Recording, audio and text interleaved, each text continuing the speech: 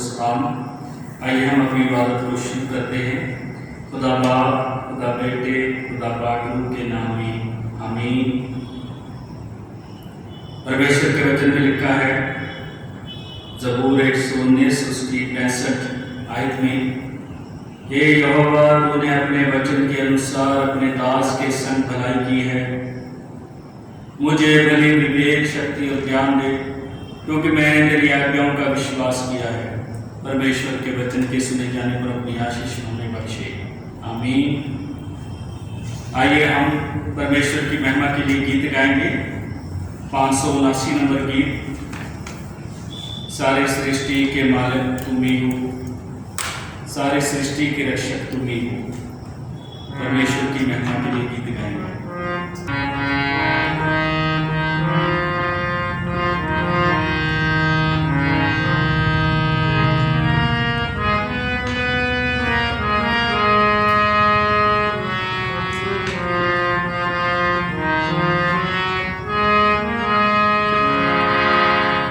सारी सृष्टि के मालिक तुम ही हो, सारी सृष्टि के रक्षक तुम ही हो।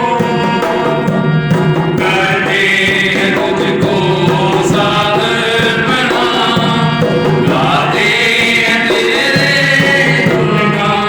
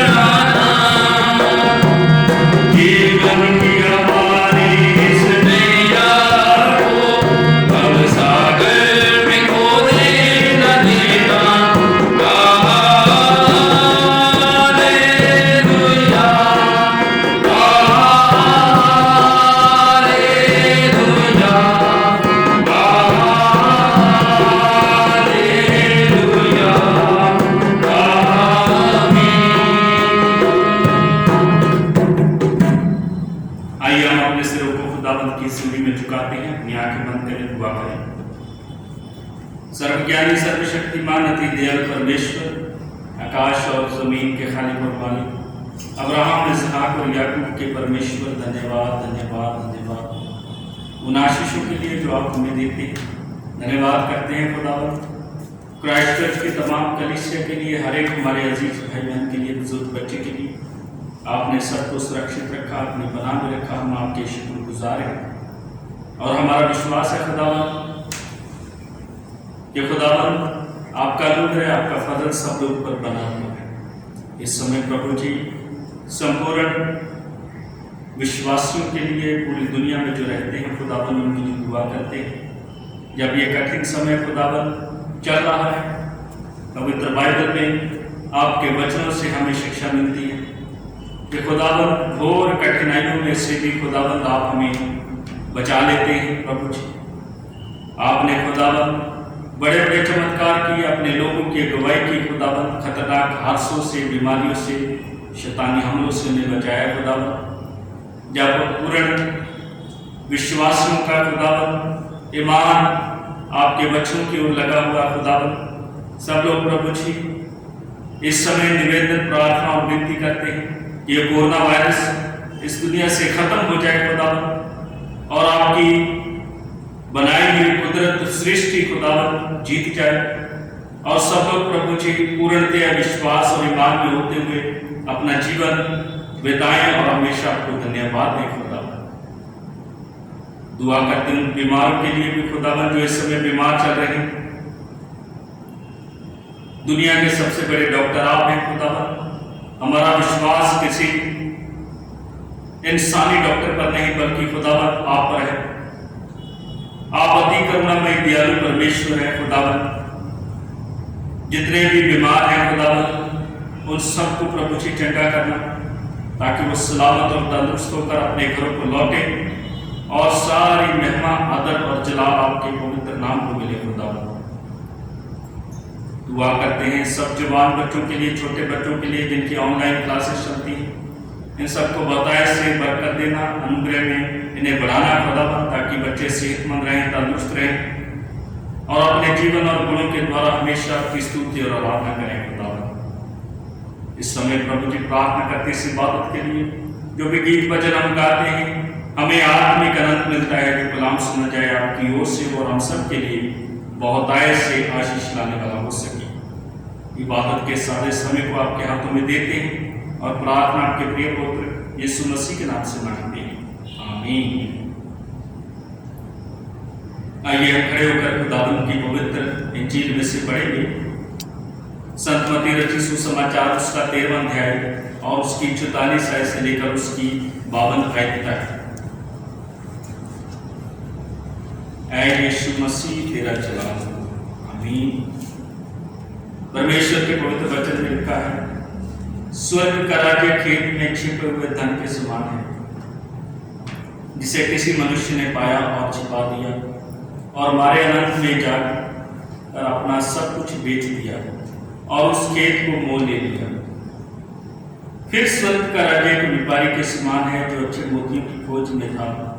जब उसे एक बहुमूल्य मोती मिला तो उसने जाकर अपना सब कुछ बेच डाला और उसे मोल ले लिया। फिर स्वर्ग का राज्य उस बड़े जाल के समान है जो समुद्र में डाला गया और हर प्रकार की मछली को समेट लाया। और जब जाल भर गया तो मछुए उसको किनारे पर खींच लाए और बैठकर अच्छी अच्छी तो बर्तनों में इकट्ठे की और निकम्मी को फेंक दी। जगत के अंत में ऐसा ही होगा। स्वर्गदूत आकर दुष्टों को धर्मियों से अलग करेंगे और उन्हें आग के कुंड में डालेंगे, जहां रोना और दांत पीसना होगा। क्या तुमने ये बातें समझी? उन्होंने मुझसे कहा, हाँ। उसने उनसे कहा, इसलिए हर एक शास्त्री जो स्वर्ग के राज्य का चेला बना है उस गृहस्थ के समान है जो अपने भंडार में नई और पुरानी वस्तुएं निकालता है।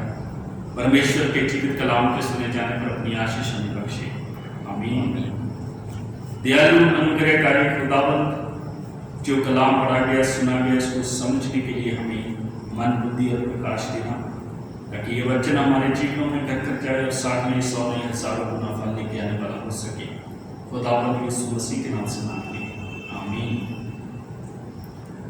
देखिए, हम खुदावंत का शुक्र करते हैं, धन्यवाद करते हैं।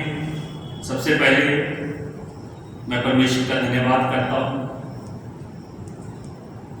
तमाम विश्वासियों के लिए कि खुदावंत हमारा कितना मेहरबान अनुग्रहकारी परमेश्वर है, जो अपनी दया कृपा अपने बंदों पर बनाए रखता है। सब विश्वासी जन जब इस समय प्रार्थना में, निवेदन में चल रहे हैं और परमेश्वर का हम धन्यवाद देते हैं कि सब लोग खुदा के फजल से सुरक्षित हैं। मेरे अजीजों, आज का जो वचन है वो परमेश्वर के यानी कि स्वर्ग के राज्य के बारे में हमें बताता है। याद रखें कि जब हम खुदावंत पर ईमान रखते हैं, उस पर विश्वास करते हैं, उसके स्वर्ग के राज्य की खोज में लगे रहते हैं, तो उसके लिए परमेश्वर संपूर्ण मन से हमें कबूल कर लेते हैं। जैसे कि पवित्र बाइबल में खुदावंद यीशु मसीह के बारे में बताया गया, संत यूहन्ना रचित सुसमाचार उसका पहला अध्याय और उसकी 17वीं आयत में कि व्यवस्था तो हमें मूसा के द्वारा मिली है, लेकिन अनुग्रह और सच्चाई खुदावंद यीशु मसीह के द्वारा हमारे पास पहुंची है। परमेश्वर जो महान है, और उत्पत्ति उसकी 1 अध्याय उसकी पहली आयत में, आदि में परमेश्वर ने आकाश और पृथ्वी को बनाया और उसने मनुष्य को बनाया था कि मनुष्य इस पृथ्वी में रहकर उसकी बनाई हुई योजना के तहत काम करे, उसकी महिमा करे, उसकी नाम को हमेशा धन्यवाद दे। और परमेश्वर के वचन में स्वर्ग के राज्य के बारे में बताया गया है। मेरे अजीजों, हम लोग इस संसार में रहते हैं, इस पृथ्वी में रहते हैं, अथाह हमारे जीवन में दुख भी आता है, हमारे जीवन में कठोर परीक्षाएं भी आती हैं, हमारे जीवन में उतार चढ़ाव आते हैं, जो हमें इस पृथ्वी पर रहकर हर एक समय का सामना करना पड़ता है। लेकिन परमेश्वर की ओर से जो भवन हमें मिलेगा, यानी स्वर्ग जिसके बारे में पवित्र बाइबल हमें बताती है, वो एक ऐसा भवन है जिसमें जो कि हाथों से बना हुआ नहीं होगा,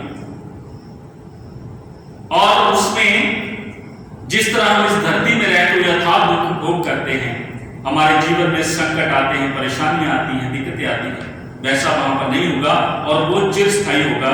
जैसे कि खुदावंद के दास पौलुस प्रेरित 2 कुरिन्थियों उसका 5 अध्याय उसकी पहली आयत में लिखते हैं कि ये जो दुनियावी डेरा है ये थोड़े समय के लिए है, ये एक ना एक दिन गिराया जाने वाला है, लेकिन परमेश्वर की ओर से हमें एक ऐसा भवन मिलेगा जो चिरस्थायी है। इस दुनिया में जहां पर हम रहते हैं थोड़े समय के लिए, ये एक ना एक दिन गिराया जाने वाला है, परंतु परमेश्वर की ओर से जो हमें भवन मिलेगा वो हमेशा के लिए है, चिरस्थायी है। अब स्वर्ग कैसी जगह है? स्वर्ग के बारे में पवित्र बाइबल में लिखा हुआ है। खुदावंद यीशु मसीह ने भी अपनी सेवकाई के दौरान स्वर्ग के राज्य के बारे में प्रचार किया और बहुत ही आसान दृष्टांतों में लोगों को बताया कि स्वर्ग के राज्य कैसे होगा।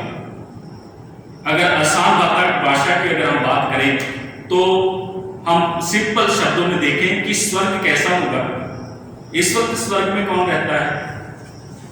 स्वर्ग कैसी जगह है? उसमें कौन लोग जाने पाएंगे, कौन लोग उसमें प्रवेश नहीं करने पाएंगे, और वो समय कब आएगा, इसके बारे में पवित्र बाइबल हमें बताती है। प्रभु यीशु मसीह ने बहुत ही सुंदर शब्दों में संत मत्ती रचित सुसमाचार उसका 13वां अध्याय और 44 से 52 आयत में स्वर्ग के राज्य के बारे में बताया गया कि वो कैसे होगा, वो कैसा है। जैसे कि वो एक छिपे हुए खजाने की तरह है, एक अनमोल मोती की तरह है, एक ऐसे जाल की तरह है, जब वो डाला गया तो बहुत सारी मछलियों को खींच के लेके आया। इन तीनों बातों में एक बात हम जो कॉमन देखते हैं वो ये है कि घोर आनंद। एक जब छिपा हुआ खजाना किसी को मिल जाता है तो क्या होता है, वो मारे खुशी के सब कुछ भूल जाता है। जब कोई ऐसा व्यापारी जो एक अच्छे मोती की तलाश में होता है, लेकिन जब उसे एक अनमोल मोती मिल जाता है तब वो मारी खुशी के सब कुछ अपना भूल जाता है और उसका जीवन आनंद से भर जाता है। उसी प्रकार एक मछुआ जिसको कितनी कठिन परिश्रम करने के बाद भी कोई मछली जाल में नहीं फंसती, लेकिन जब वो जाल अचानक फेंकता है और बहुत सारी मछलियां बाहर आ जाती है तो उसके आनंद की हम कल्पना भी नहीं कर सकते। तो प्रभु यीशु मसीह ने बताया कि स्वर्ग का राज्य एक ऐसा राज्य है, एक ऐसा हमारा विश्वास है, ऐसा हमारा भवन है जो खुदावंद ने अपने लोगों के लिए तैयार किया है, जिसमें रहने वाले लोग आनंद से भरे रहेंगे।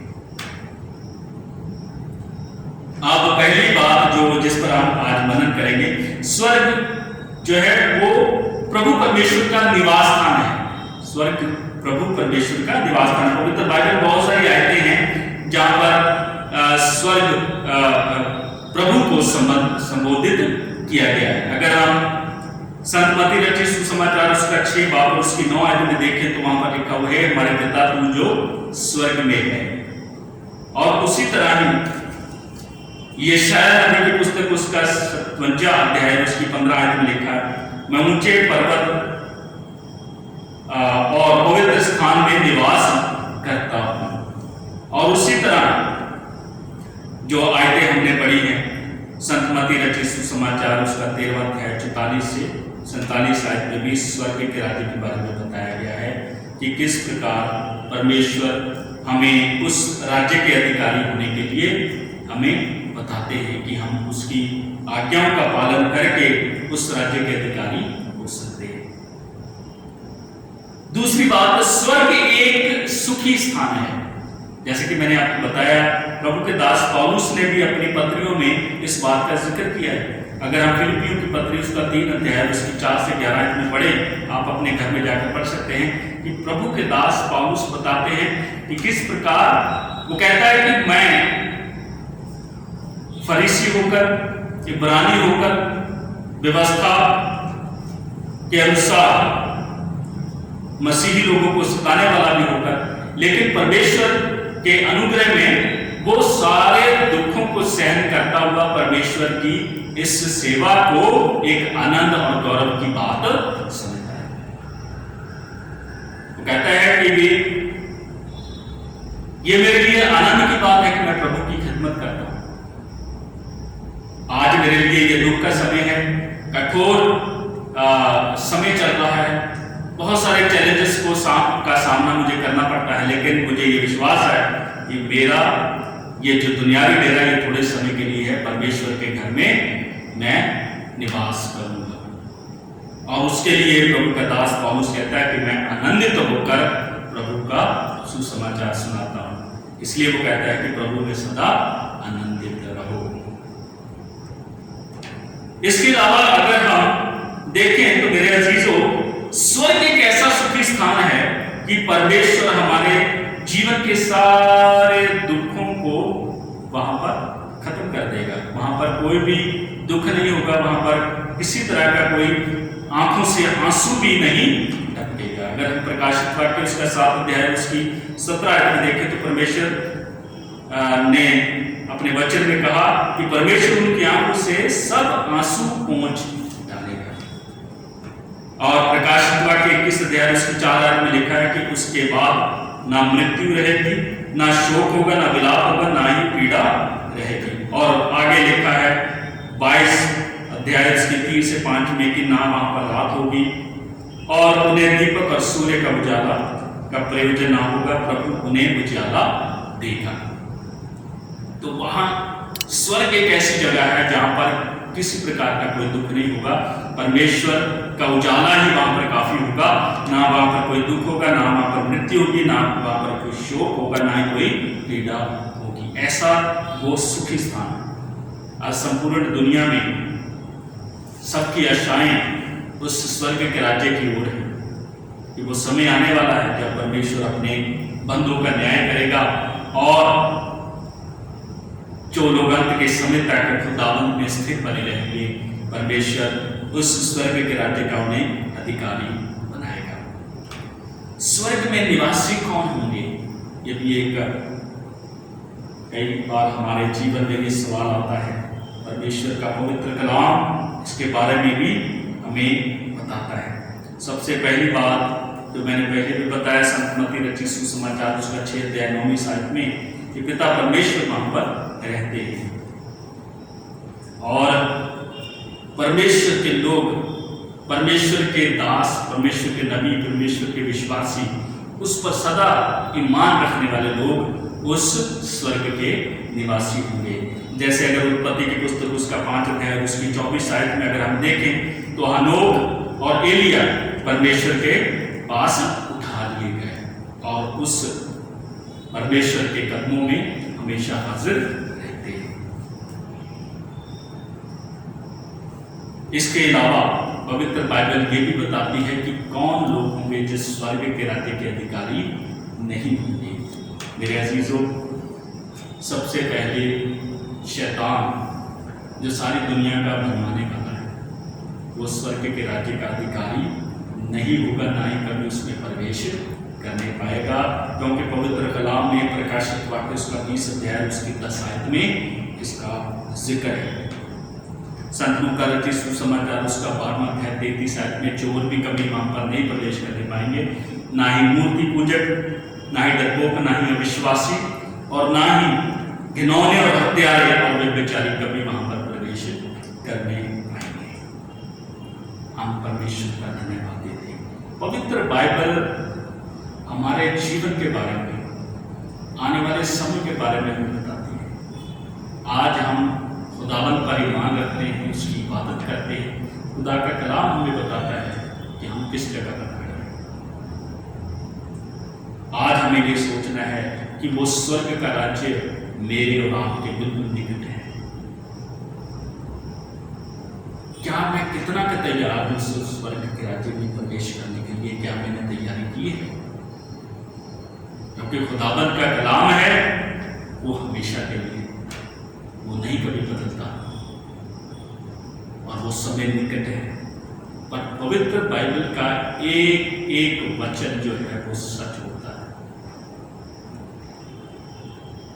हम परमेश्वर का धन्यवाद देते इस महान प्रेम के लिए जो खुदावंद हमसे करता है, और परमेश्वर के उन विश्वासी लोगों के लिए जो हर एक कठिन समय में, हर एक दुख में, हर एक संकट में, हर एक परेशानी में अपने प्रभु की ओर आंखें लगाए रहते हैं और हर हालत में उसका धन्यवाद करते हैं। कभी भी डगमगाते नहीं, कभी भी घबराते नहीं, कभी भी गिरते नहीं। जितनी चोट उनको लगती है उतना ही वो तगड़े होकर परमेश्वर की खिदमत करते हैं। प्रभु के दास पौलुस के जीवन में आप घर जाकर पढ़ें तो वो बताते हैं कि बहुत सारे लोग उनके जीवन के बारे में क्या क्या बोलते हैं। सुसमाचार प्रचार करते वक्त प्रभु के दास पौलुस को कितना घोर संकट से पड़ा, लेकिन इसके बावजूद परमेश्वर की खिदमत को बड़े ही आनंदमय तरीके से उन्होंने पूर्ण किया है। और आज यही चैलेंज हमारे जीवन में है कि हम भी हर समय तैयार हैं इस स्वर्ग के राज्य के बारे में जो खुदावंद हमें देना चाहता है। इस दुनिया की परवाह न करें, पृथ्वी की किसी भी चीज की परवाह न करें, क्योंकि जो कुछ दुनिया का है वो दुनिया में रह जाएगा। अगर हमारे साथ कुछ जाएगा तो वो हमारे कर्म होंगे जो हमने किए हैं, क्योंकि खुदावंद हमें देखता है, खुदावंद हमें सुनता है। परमेश्वर अपने बच्चों के द्वारा आप सबको बहुत सारी आशीष और बरकत दे। आमीन। आइए हम खड़े होकर प्रभु की प्रार्थना करेंगे। आए हमारे बाप जो आसमान पर है, तेरा नाम पाक माना जाए, तेरी बादशाह आए, तेरी मर्जी जैसे आसमान में पूरी होती है जमीन पर भी हो। हमारे रोज की रोटी आज हमें बख्शे, जिस तरह से हम कसूरों को माफ करते हैं, तुम्हारे कसूरों को माफ कर, मेरे आजमाइश में न पड़ने दे, कि भाई सच्चा बादशाह कुदरत और जलाल हमेशा तेरा है। आमीन। हमारे खुदावंद यीशु मसीह का फजल, खुदा बाप की मोहब्बत और पवित्र आत्मा की रिफाकत और शरण से लेकर हमेशा तक हम सबके साथ होती है। आमीन। सबको सुनाओ।